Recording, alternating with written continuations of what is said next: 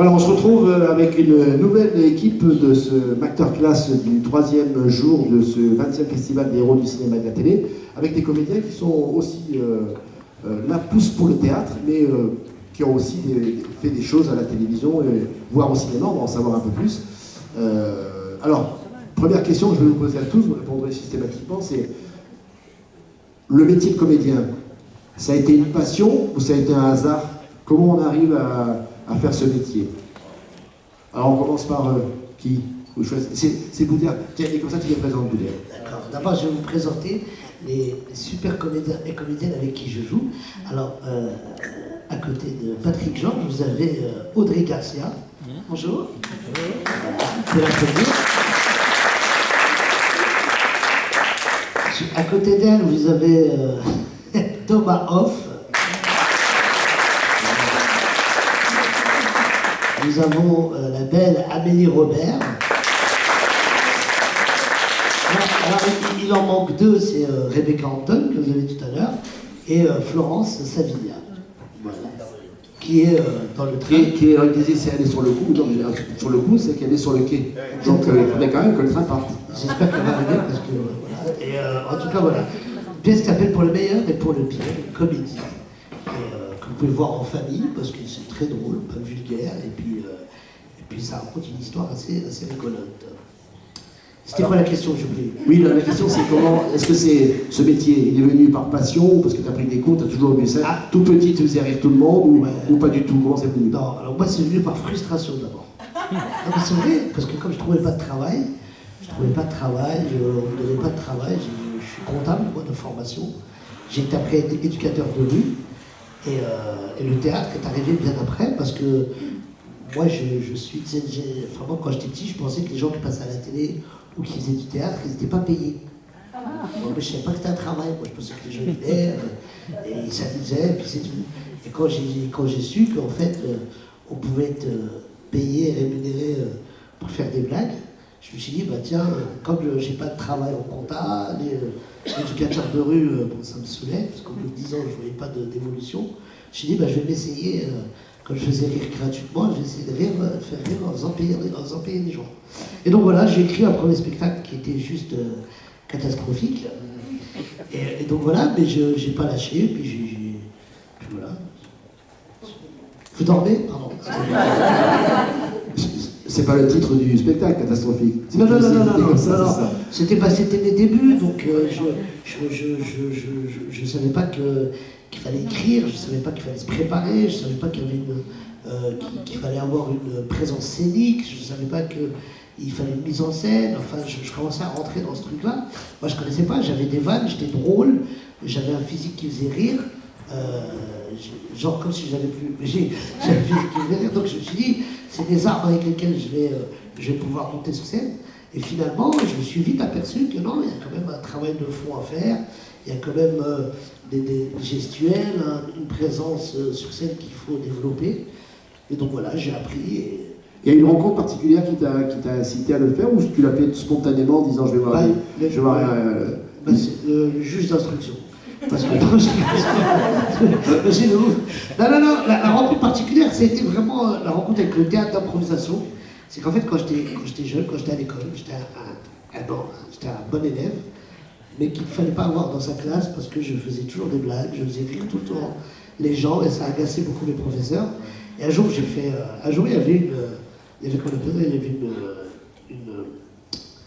une sorte d'association qui s'appelait Déclic Théâtre, qui allait de lycée, de collège en collège, de lycée en lycée, et qui donnait des cours de théâtre d'improvisation dans l'école dans laquelle j'étais. Et moi, je n'aimais pas, parce que bon, je n'aimais pas, je connaissais pas. Et un jour, j'ai fait une grosse bêtise, et les gens qui étaient dans ce cours de théâtre disaient au professeur de théâtre, il y a un mec qui est hyper marrant et tout, mais il ne viendra jamais, parce que bon, voilà, mais je suis sûr, mais si vous arrivez à le faire venir, pour on appelle ça le spectacle de fin d'année, on pourra faire un vrai truc, tu vois.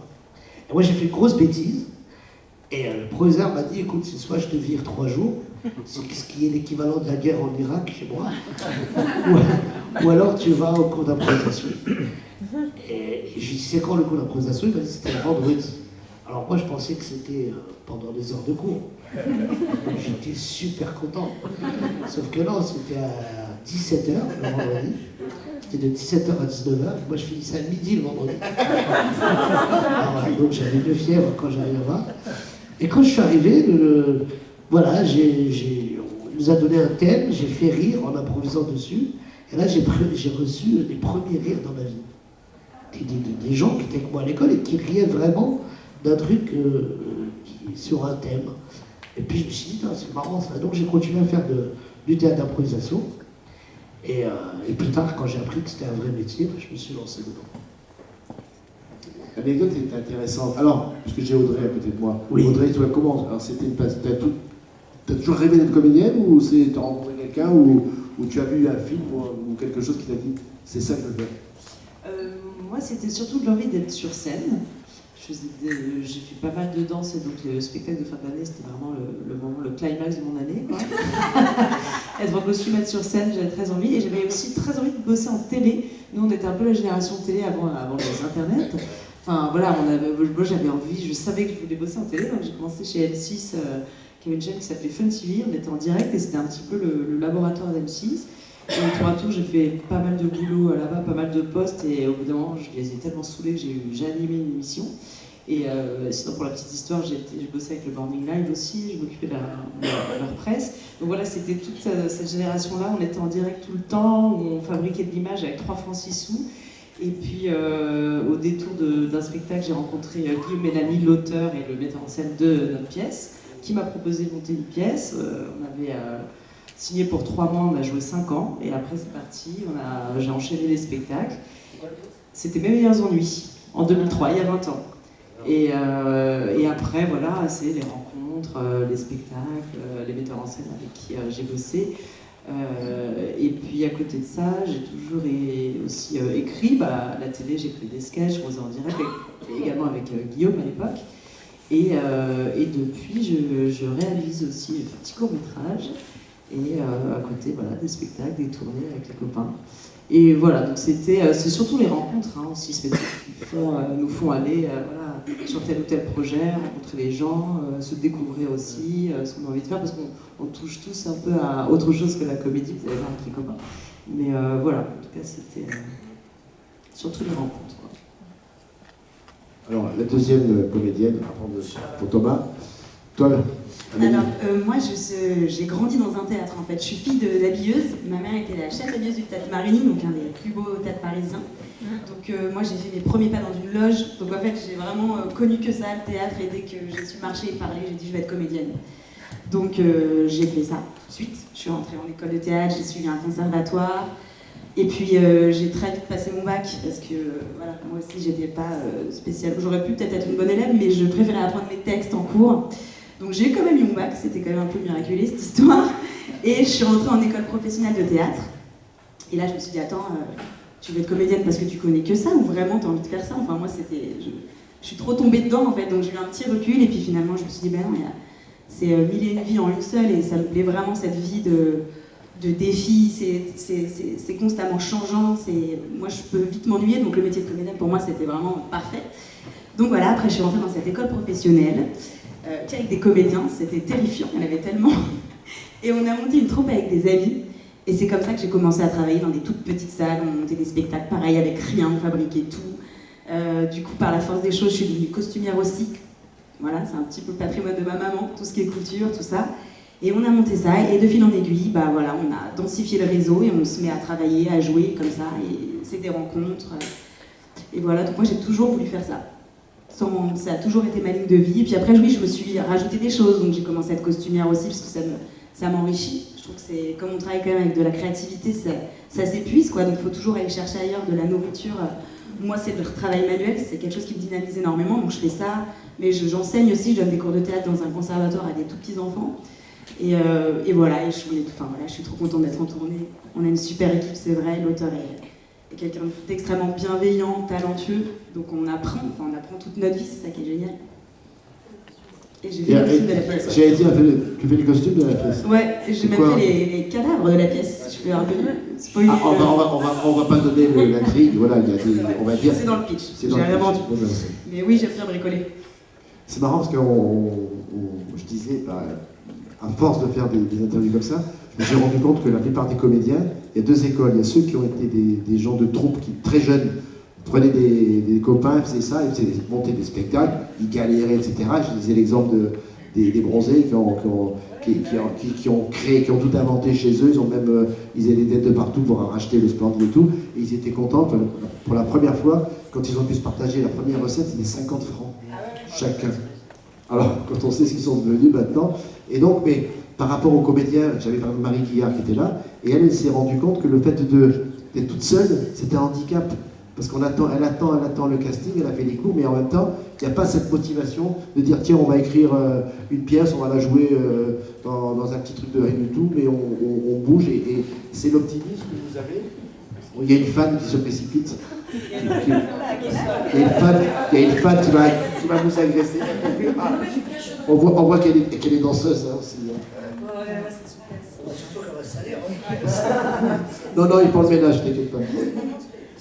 Ce que tu dis par rapport à la troupe du Splendide, enfin moi je trouve que ça fait vraiment écho. Jean-Franco et Guillaume Mélanie sont les dignes héritiers de ce genre de théâtre, de cette dynamique comique. Enfin vous verrez quand vous verrez le spectacle, je trouve que la comparaison est assez naturelle, quoi. Je trouve que c'est vraiment dans la médaille. Je dis ça parce que c'est ceux qui nous écoutent, qui ne sont pas forcément ici, qui sont un peu partout, c'est aussi très motivant, et c'est comme ça qu'on réussit. Si les périodes où on s'emmerde et qu'on n'a pas de casting, on ne fait rien, le fait d'avoir une troupe de copains, même si ça paraît bidon, c'est pas grave, ça permet d'avoir des projets, d'écrire, de s'améliorer, de te dire tiens, il y a quelqu'un qui nous a vu un jour, et c'est aussi, tout seul, c'est plus compliqué qu'à plusieurs. Le problème, c'est que tous ceux que j'ai eu moi sont des gens qui ont commencé en troupe et qui sont devenus individuellement très connus et qui restent quand même en troupe. Alors toi, Thomas.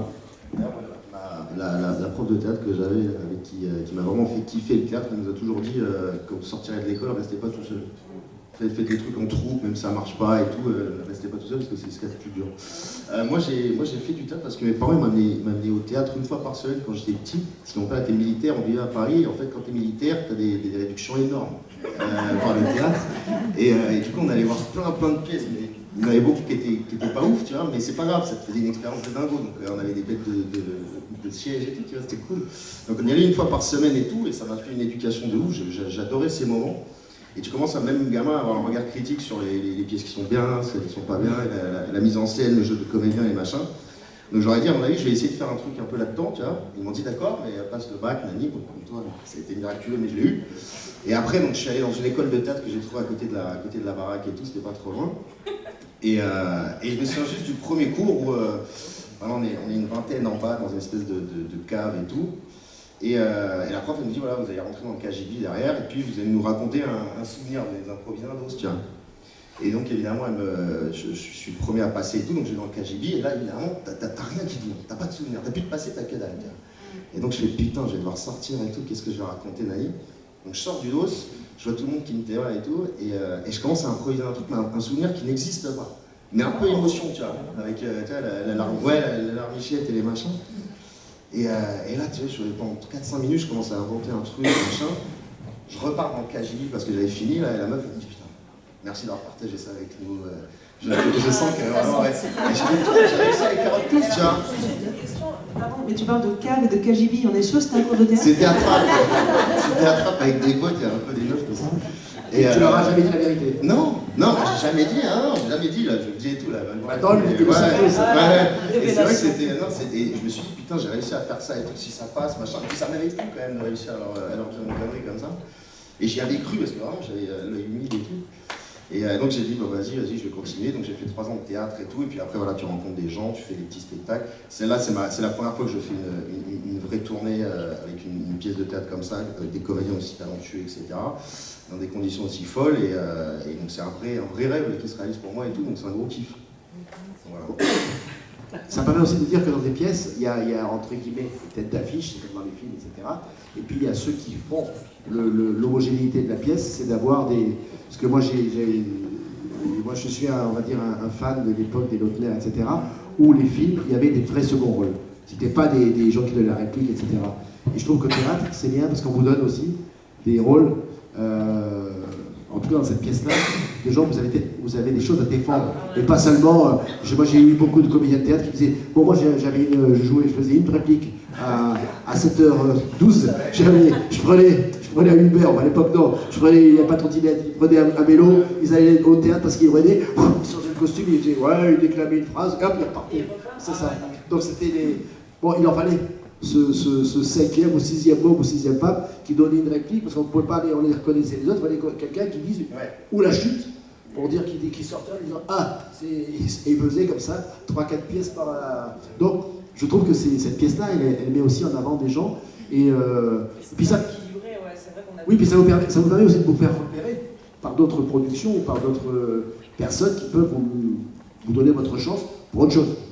Oui, et puis c'est vrai que dans cette pièce-là, c'est très équilibré. On a tous nos moments, tous les petits rôles, on a tous notre part du gâteau et on ne se met pas une seconde, quoi. Mais c'est vrai que Guillaume et Jean sont des auteurs, mais ce sont avant tout des comédiens. Donc en fait, dans toutes leurs pièces, même les plus petits rôles, tout le monde a quelque chose, tout le monde s'amuse, personne n'est... même les petits rôles n'en sont jamais, en fait. Tout le monde a un truc à défendre, c'est sûr. En fait, non, mais le vrai truc, c'est qu'il n'y a pas de petit rôle du tout. C'est-à-dire que l'histoire, pour ceux qui ne connaissent pas l'histoire, c'est l'histoire de Jeanne, qui est une organisatrice de mariage, qui est surendettée de partout, qui donne de l'argent à plein de gens et qui, à un moment donné, on lui donne ce qu'on appelle un peu vulgairement le coup du refait. On lui demande d'organiser un mariage et pour ça, elle recevra un gros chèque. Sauf que rien ne se passe comme elle veut. Et on est tous autour de Jeanne, qui est interprétée par Rebecca Hampton. Et on apporte tous un peu notre pierre à l'édifice de l'organisation de ce mariage. Et rien ne se passe comme prévu. Vous verrez la pièce. Donc il suffit d'enlever un des rôles pour que la pièce ne ressemble plus à rien du tout et que la pièce ne soit plus une pièce. Donc alors oui, forcément, moi j'aime pas le terme tête d'affiche parce que bon, ça fait trop... mais la tête d'affiche, c'est la pièce. La star de la pièce, c'est l'histoire déjà de la pièce, et c'est tous les rôles qui y sont joués et tous les personnages qui y sont joués. Donc voilà. Alors, on reste sur toi, Boudère. On t'imagine avec tes sketchs, tu rencontres, et tu deviens une espèce de phénomène du stand-up, des gens qui viennent raconter leur... On a vu dans le film d'hier un petit peu ce parcours d'un personnage qui va faire rire des enfants malades, etc. Comment tu es passé comment tu vois ton parcours depuis le moment où tu faisais tes blagues et que tu faisais du stand-up et que maintenant tu deviens réalisateur d'un film qui est, on va dire, autobiographique, en tout cas en partie. Inspiré de faits réels.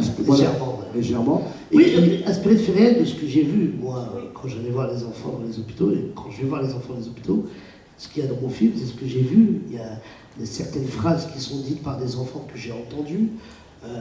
Et donc voilà, j'ai pas voulu écorcher ni changer ce que j'ai vécu et ce que j'ai vu. En deux mots, c'est parce que tu as connu ce phénomène étant enfant, toi d'être un enfant hospitalisé, et que des clowns, enfin des gens viennent essayer de vous amuser. Oui, c'était ça l'idée, c'est que j'ai eu la chance de connaître les deux côtés. J'étais un enfant hospitalisé, puis j'ai été aussi un clown qui faisait rire les enfants. Donc forcément, je me suis dit, il faut que je raconte ce que j'ai vu et ce que j'ai vécu. Voilà, tout simplement. Après, c'était quoi la question déjà ? Non, c'était comment tu analysais, comment tu passes de cette carrière. J'essaie de ne pas choper cette maladie qui existe depuis qu'on est né, c'est le regret. Je fais plein de choses sans regretter, moi. Moi, je fais les choses. Si ça passe, ça passe. Ça passe pas. Moi, je suis fier de l'avoir fait, de ne pas regretter, de se dire « Ah, j'aurais dû faire ». Parce que le « j'aurais dû faire », c'est un truc qui nous bouffe en intérieur et qui nous rend complètement... Alors forcément, on sera critiqué. Forcément, celui qui est assis, il fait toujours mieux que celui qui est debout. Forcément, que celui qui fait rien, il lui arrivera jamais rien. Donc forcément, il sera toujours bien dans sa tête. Mais non, moi, j'ai essuyé des échecs, j'ai essuyé des... Mais c'est que de l'apprentissage. Je continue à apprendre. Je suis en stand-up, comme tu disais, avec mon spectacle. Mais pour moi, c'était pas assez. C'était trop confortable. Je me suis dit, il faut que je fasse une pièce de théâtre. Quand on m'a proposé pour le meilleur et pour le pire, je ne savais pas qui jouait dans cette pièce. Parce que si je l'avais su, j'aurais peut-être... Je me suis dit, Bon, allez, je vais avouer maintenant, j'en ai marre. Non, mais c'est vrai, j'ai lu le texte, j'ai été entre guillemets dragué par la production, je connaissais pas Guillaume Mélanie, qui était l'auteur, enfin je connaissais de nom parce que je savais qu'il faisait des trucs, et je suis quelqu'un qui m'intéresse au monde du théâtre, et donc voilà, quand j'ai lu le texte, j'ai dit, mais voilà, sors de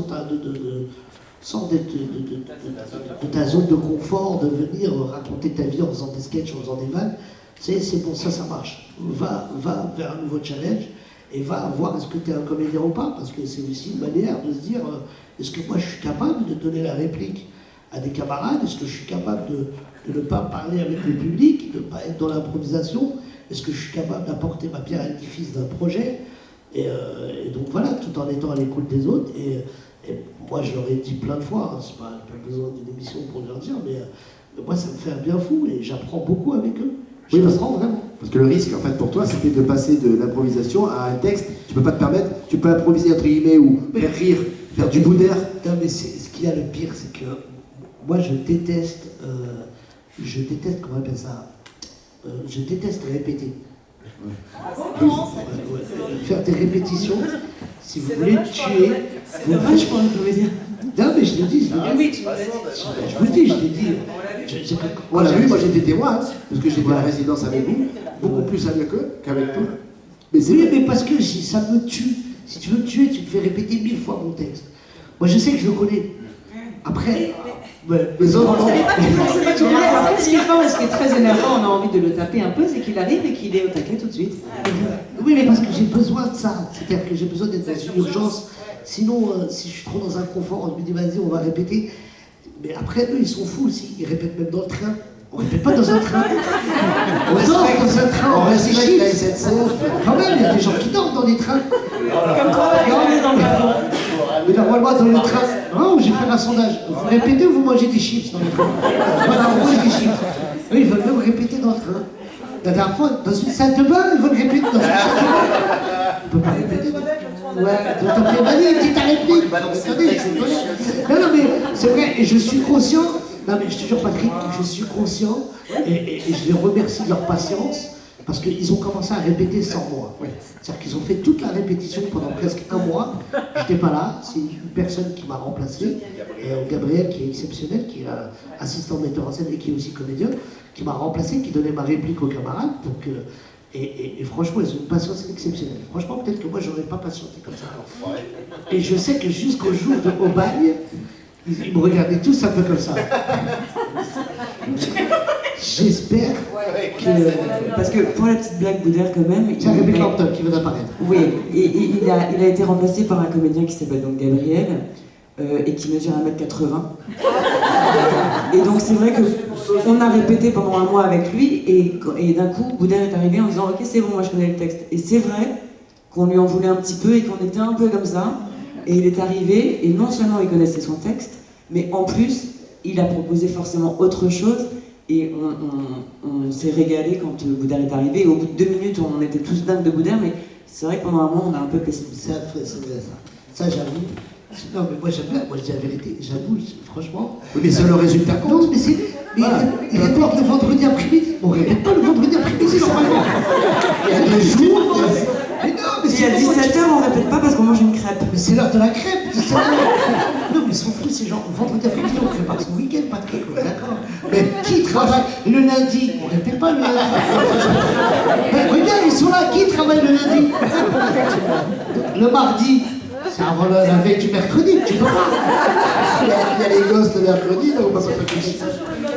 Et le jeudi, on doit payer la nounou. Ça, c'est...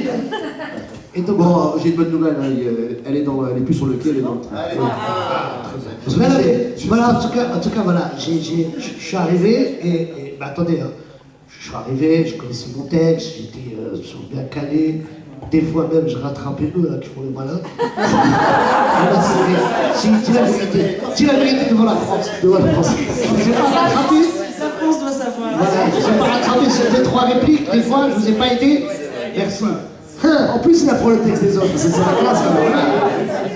il apprend et il connaît le texte des autres. C'est que non seulement il vient pas aux répétitions, mais en plus il connaît tout. Oui, mais après, t'as pas répété. Je trouve que c'est ça la force de ce personnage, parce que... Ce qui est marrant, parce que tu étais là à Aubagne. Ouais. Mais ce qui est marrant à Aubagne, c'était... Alors Aubagne, on est arrivé, c'est un théâtre, une ville, il y avait un théâtre, et on a joué là-bas 3 soirs d'affilée, je crois 3 soirs. Non, vous avez fait les répétitions. On a répété. Vous avez fait... Ah, c'est pas ça, l'impression que je vais m'en faire. Ah oui, ça s'appelle la résidence. C'est ça, la résidence. Vous avez mis en place avec le metteur en scène. C'était le premier soir de la première fois qu'on va jouer cette pièce de théâtre, qui est une pièce de théâtre qui dure 1h50. C'est pas mal, oui, c'est pas mal. C'est ça. On ne peut pas répéter quand même pas de 5 heures. Mais ce qui m'a fait rire, j'aurais jamais dit ça. À ce qui m'a fait rire, parce que t'étais là, toi, t'avais la pièce. Ce qui m'a fait rire, c'était dans les loges.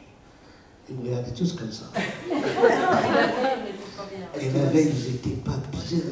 Elle a fait des mal de ventre. Elle a pris des Doliprane. Elle lui vendait les Doliprane. Mais c'était... Moi, je suis arrivé, j'ai dit, ah ouais, j'adore ce moment-là. Personne ne croit en moi. Si, tout la diarrhée, toi, que tu parles. Ils ont la diarrhée pendant tout le spectacle. Mais là, mais c'est vrai, et franchement, je les remercie parce que moi, j'apprends avec eux et je kiffe vraiment. Et alors, tout à l'heure, Rebecca disait qu'il y a une partie du public qui vient aussi voir la pièce parce que je suis là. Mais c'est un honneur pour moi de montrer aux jeunes que Oui, c'est ça. les gens qui sont là, Tu les fais aller au théâtre. Tu les fais aller au théâtre aussi. je vais finir ma phrase. Les gens qui sont là, les gens qui sont là, les comédiens qui sont là, ce sont des vrais comédiens. Alors, peut-être que vous allez voir des stand-up avec des mecs qui vous racontent un peu la vie dans le métro, tout ça. C'est une forme théâtrale. Mais la vraie forme théâtrale, le vrai théâtre, c'est ce qu'on fait. On joue des rôles, c'est ce qui me plaisait, moi. Dans ma vie, quand j'ai commencé à faire ça, c'est faire des rôles que je ne serais jamais dans la vie. Avocat, juge, policier, juge d'instruction, juge d'instruction. Mais c'est ça qui font. C'est de venir, moi je suis de cette école-là, l'école de la perruque, l'école du costume. J'arrive 2 heures avant tout le monde, je m'habille. Je suis là au théâtre, avant le spectacle. À 18h, je suis déjà habillé parce que j'adore. Parce que je marche dans le plateau, j'adore ça. Il y a un décor, il y a un truc dans mon stand-up, dans mon spectacle perso, j'ai un décor. La première fois que j'ai fait du théâtre, ça a été avec Édouard Baird. Et c'est une forme théâtrale qui est complètement folle. Et je suis arrivé, Édouard, il était perché, il fallait me percher avec lui. Et moi, j'ai kiffé ce style-là, parce que moi, le théâtre, quand j'étais au collège, comme tout le monde, j'avais été voir des pièces de théâtre. Tu sais, avec des comédiens qui courent en pyjama et tout. Là. Moi, ça me faisait peur de voir un mec en collant faire des trucs. Le premier cours de théâtre que j'ai pris dans ma vie, c'était, je te jure, c'est vrai. Tu sais, une fois, je vous raconte juste, vous avez des heures. Un jour, je marche dans la rue, je te jure que c'est vrai. J'étais jeune et j'avais fait le spectacle de fin d'année. Spectacle de fin d'année, tu m'avais kiffé. Et là, il y a un mec qui est arrivé, qui est venu me voir, il m'a dit bonjour, monsieur Boudère et tout. Je dis voilà, oui, bonjour, je m'appelle Daniel, je crois. Il m'a dit voilà, je m'occupe du cours Florent. Je dis ouais, tout. Moi j'étais hyper méfiant à cette époque-là. Tu sais, c'était l'époque des sectes et tout là. Le secte du temple solaire et tout. Ah oui, le temple du soleil, le temple du soleil. Le soleil, je sais pas. J'ai la version marocaine. Et il me dit, ouais, écoute, ça te dirait de venir voir un cours et tout, et je te mets à la classe libre. Mais moi, je connaissais pas. Et j'arrive le premier jour, et je vais avec un pote, parce que forcément, je me dis, si je me fais kidnapper, c'est chaud. Et donc, j'arrive, et la prof, elle arrive, et on est tous là, elle dit, bon, voilà, alors aujourd'hui, voilà, bienvenue. Premier jour, premier cours, vous allez faire une chaise. Faire une chaise. Et là, je commence à voir. Ouais, c'est une chaise pliante. C'est Stark. C'est Stark. Je commence à voir, je commence en premier degré à voir des gens faire des trucs. Quand j'ai vu ça, je dis, oh, c'est un hôpital psychiatrique, ça. Non, mais sérieux, je suis parti, j'ai eu peur. Non, je suis pas resté, j'ai pas fait confiance. À cause de ça, j'ai eu peur. Ouais, la chaise. Non, mais c'est pour ça pour vous dire qu'il n'y a pas que le stand-up, il n'y a pas que le one-man. Et j'avais besoin de me retrouver avec des gens. Alors, je vous dis, on a la chance que la pièce est drôle. On a aussi cette chance de s'aimer vraiment, d'être potes aussi dans la vie, d'apprendre. Parce que de toute façon, partir en tournée, c'est pas facile. Parce qu'on apprend de l'autre. Il y en a qui ronflent, il y en a qui... Voilà. Là, mais c'est vrai qu'on s'aime beaucoup et ça se voit sur scène. Alors, je t'ai pas interrompu, je vais seulement dire que c'est aussi grâce à des gens comme toi, comme Rebecca, etc., que d'emmener des jeunes qui te connaissent sous la forme du stand-up, du comique, de leur montrer qu'il y a une autre forme, ce que tu disais, le vrai théâtre, c'est ce que tu fais là. Bah, ils découvrent aussi que Boudère met en avant le vrai théâtre et que ça leur donnera peut-être envie d'aller voir d'autres pièces que seulement du stand-up ou ce qu'on voit à la télé avec les comedy clubs qui c'est ce qu'on... Nous, à la fin de chaque spectacle, on fait des photos avec tout le public. Et c'est ce que nous dit le public à chaque fois. Les enfants nous disent non, on a rigolé, on a envie d'aller voir une autre pièce. Et donc voilà, et le challenge est réussi, le but est atteint. Voilà, et je pense que c'est... Voilà. Le but est atteint.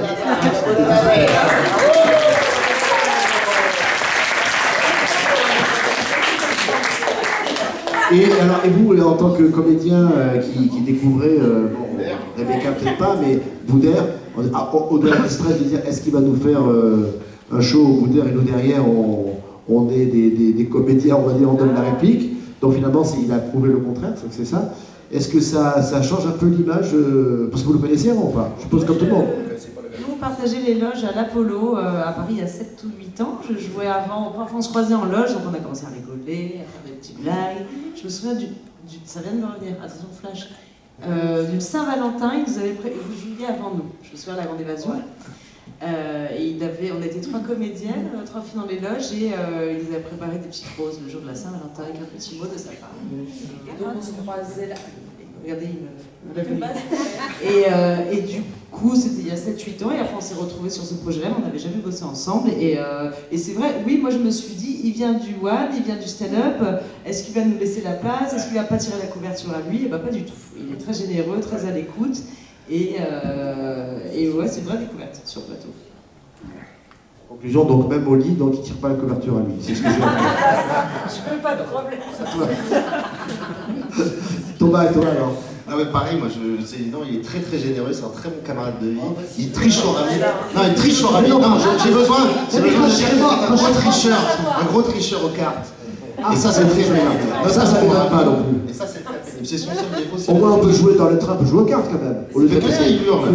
Patrick, c'est des gens, ils sont très bons comédiens, je les adore, mais dans la vie, dans tout ce qui est jeu, quand je gagne, ça leur fout une rage. Des règles toutes les 2 minutes, des nouvelles règles, il y a des jeux qu'on connaît depuis Ils sont mauvais perdants. Ce sont les règles marocaines, on les a pas tout de suite. Rami est posé avec 190 points, ça n'existe pas. Il nous a fait chier une fois. Et fait ça pour pas répéter. Au moins, il peut répéter comme ça pour empêcher de répéter. Ouais, du coup, il a tous mis le balle, on est dégoûté. En plus, c'est ça. Déjà le cachet de ce soir est foutu. Donc c'est ça, c'est déjà à rembourser. En tout cas, moi, on va finir cette session. Donc pour ceux qui ont la possibilité de venir ce soir, il reste encore quelques places pour voir pour le meilleur et pour le pire. Et puis, alors, peut-être quelqu'un, tu connais toi le reste des dates? Non, je sais qu'on va jouer à Lille le 30 juin, ça sera la dernière de cette session-là, et on reprend de septembre à décembre, un peu partout en France, donc il faut chercher, mais enfin vous l'aurez vu, donc c'est pas la peine de la chercher, mais pour ceux qui ne sont pas là ce soir, et puis on va essayer de faire en sorte de la continuer un peu si le programme de chacun nous le permet, parce qu'on aimerait vraiment continuer à la jouer. Voilà. Moi j'ai été étonné parce que malgré les périodes, on est arrivé quand même à t'avoir et pour la résidence et pour le festival et pour d'autres dates que moi j'essaierai de placer parce que je trouve que c'est une troupe moi, qui me plaît et donc moi j'aime bien. Justement, ouais, c'est ce que j'ai demandé aussi, c'est d'alléger aussi un peu mes dates à moi pour pouvoir continuer la pièce. Voilà. Bah, à c'est partir génial. de janvier, oui. Donc, tu fais les élites toi, en plus. Je vais faire un gros Un scoop. Je perds beaucoup d'argent sur ce scoop-là. Non, mais c'est vrai. Parce que, non, mais c'est vrai parce que au départ, excusez-nous, parce qu'il y a une émission de télé. Non, mais parce qu'au départ, quand on m'a proposé ces pièces, moi j'avais déjà ma tournée avec mon spectacle, et je me disais, la pièce, je vais la faire, et on va remplir les cases où je joue pas. Les jours où je joue pas, on va mettre la pièce, et je vais kiffer, quoi. Et on était parti sur 45 dates sur cette pièce-là. Et je dis, voilà, on va caler, parce que comme comme avec le spectacle, mon spectacle avec les films, tout ça, c'était un peu compliqué. Je dis, vas-y, dès qu'il y a un jour de libre, mettez-moi la pièce, et puis voilà, on m'arrange la tournée comme ça. Donc c'est pour ça que des fois on joue le lundi, des fois on joue le mercredi et tout. Et, mais en lisant la pièce, je savais que la pièce était bien, mais je ne savais pas avec qui j'allais jouer. Donc forcément, moi je m'adapte à tout. Quand tu as fait de la prison, forcément. C'est pas vrai, tu vois. Non, mais tu m'adaptes à plein de choses, tu vois, mais on ne sait pas avec qui on est. Parce que des fois, nous on s'entend super bien. Et des fois, tu peux avoir un comédien ou une comédienne qui pense autrement, et qui renoue ou pas, enfin peu importe. Mais ça peut arriver que l'équipe ne soit pas comme on aimerait qu'elle soit. Et donc là, la tournée devient pénible. Forcément, parce qu'il y a toujours un mec qui fait la tête, un mec qui ne connaît pas son texte, un mec qui ne veut pas répéter. Tu connais, Patrick, tu connais ce métier-là. Donc, des fois, j'ai même des noms de ceux qui sont mauvais camarades. Voilà, je peux pas jouer, j'ai pas envie de faire ci, j'ai pas envie de faire ça. Et forcément, donc ça peut être fatigant, donc je ne savais pas dans quoi j'allais. C'est pour ça que j'ai accepté 40 dates. Et là maintenant que je connais, que je sais comment est la pièce, comment on est nous, et le succès que ça a, parce qu'au début on ne savait pas que ça allait être un succès, oui forcément j'ai encore envie de jouer, j'ai encore envie de partager des choses avec mes camarades, peut-être celle-là ou une autre pièce aussi. Et donc voilà, donc c'est pour ça qu'à partir de janvier on essaie de voir comment on peut décaler moi certaines dates pour mettre le meilleur. Et moi j'ai eu la chance de pouvoir associer et le film, et ton film, et la pièce. Ça c'est génial, parce que ça permet aussi de voir l'étendue du talent du personnage. Et puis ça vous permet aussi de vous promouvoir aussi les uns et les autres, de participer à des émissions, de venir vivre un festival et pas seulement juste arriver un quart d'heure avant, comme ça, comme Florence, avant la pièce. Non, mais c'est vrai que c'est un festival quand même qui est super bien tenu. Hein. Il faut rendre à César ce qu'appartient à César, et que ça fait 20 ans, ça me tenait à cœur aussi de venir, quand tu m'en as parlé, et nous on était hyper contents de venir, et quand tu m'as proposé le film est sorti le 15 février, ça fait très longtemps qu'il est sorti, mais moi je ne l'avais pas vu depuis très longtemps. Aujourd'hui il est sorti sur MyCanal depuis la semaine dernière, il est aussi sur les boîtiers PTV, tu sais les boîtiers pirates là. Bon, si vous avez ça à la maison, vous pouvez le regarder gratuitement. Et voilà, et hier, de voir la salle pleine, de voir la réaction de la salle, de voir des gens qui me disaient mais quand est-ce qu'il est sorti ce film, on ne l'a pas vu, ou d'autres qui m'ont dit oh, je regrette de ne pas avoir été voir ce film-là, et j'ai été avec mes enfants voir Spider-Man, j'aurais peut-être pu mieux aller voir ça, parce que c'est une vraie leçon de vie. Ah ben hier, ça m'a fait plaisir. C'est le problème de la distribution en France, parce que moi je me rends compte, parce que si tu prends le fichier des cinémas en France, tu sais que tu as quand même 2000 cinémas en France. Ouais. Et quand tu vas faire une grosse, je ne sais pas combien de salles tu as eu toi pour ton... J'ai eu 300. 240. 240. Donc ça veut dire que tu n'as eu même pas 10%. Oui, mais comment on appelle ça, le distributeur a voulu vraiment distribuer dans des points bien précis, comme le nord, comme le sud, l'est. Ça veut dire qu'il y a des trous. Voilà. Et puis la Réunion, Martinique, pour ceux qui tournent de l'extérieur.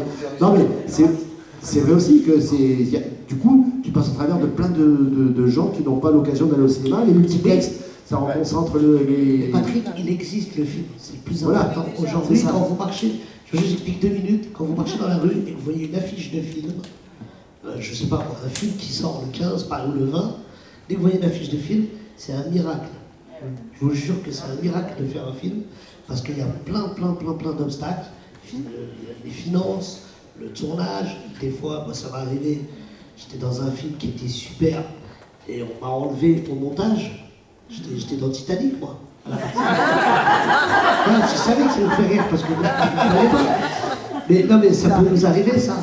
Il y a des choses, en plus, des fois, une fois j'étais dans un film, et on a arrêté le tournage, en plein tournage, on s'est arrêté parce que il y a un partenaire, il n'y a pas eu d'argent, il n'y a pas eu d'aide, donc on était obligé d'arrêter, c'est compliqué. Et donc faire un film, et quand un film existe, c'est juste, déjà c'est un miracle. Alors après, est-ce qu'il marche? Il marche pas, ça c'est une autre histoire, mais il existe. Et moi, ça me tenait à cœur qu'il existe. Aujourd'hui, ça m'a permis d'écrire d'autres films, on m'a demandé d'écrire un autre film, donc voilà, je suis content.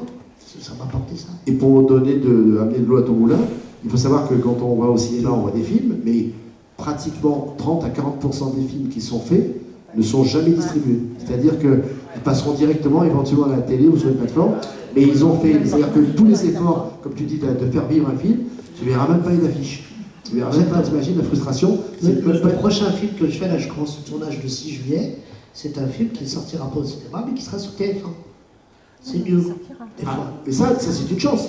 Encore. Mais Et moi je parle de films qui n'ont même pas la chance.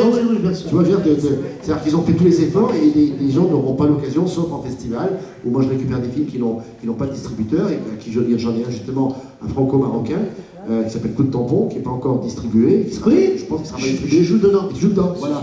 Bah, c'est ça, la vocation des festivals comme le nôtre, c'est de montrer aussi aux gens des films que malheureusement vous n'aurez ou très peu de chance de voir au cinéma. Mais oui, mais en même temps, c'est la magie du truc. Et aujourd'hui, l'influence au cinéma, elle a beaucoup baissé. Avec le Covid, on peut comprendre que les gens aujourd'hui sont plus habitués à regarder Netflix à la maison que d'aller au cinéma. C'est moins cher, économiquement. Et financièrement, le cinéma aujourd'hui, c'est une place à 15 €. Oui, entre 10 et 15 Pour mettre 15 € pour aller voir un film, il faut voir un film spectaculaire. Voilà. D'où Le film que j'ai proposé, c'est un film qui peut être anxiogène pour certaines personnes, parce que ça parle de l'hôpital. Emmener son enfant voir un film qui parle de l'hôpital et qui parle des enfants hospitalisés, je peux comprendre que les parents aient eu un peu de la retenue. Mais quand ils le voient, le film, ils me disent, bah, tu vois, j'aurais dû emmener mon fils ou ma fille pour dire, voilà, tu te plains, toi, des fois, quand tu fais une entente, mais regarde la vie pour ces gamins. Mais bon, ça fait partie du truc. Bon, ce sera le mot de la fin, donc on se retrouvera. Et pour te rassurer, tu as bien fait d'être coupé au montage parce que le film, aussi bien que le bateau, le film a coulé. Ouais. Et au moins, t'as pas vu, tu n'es pas parti avec les images. Merci Lucas, merci Emmanuel, merci Thomas, merci Denis, merci Lucas. Et on se retrouve demain pour de nouvelles interviews de ces Mac Class. Et bon appétit à tous.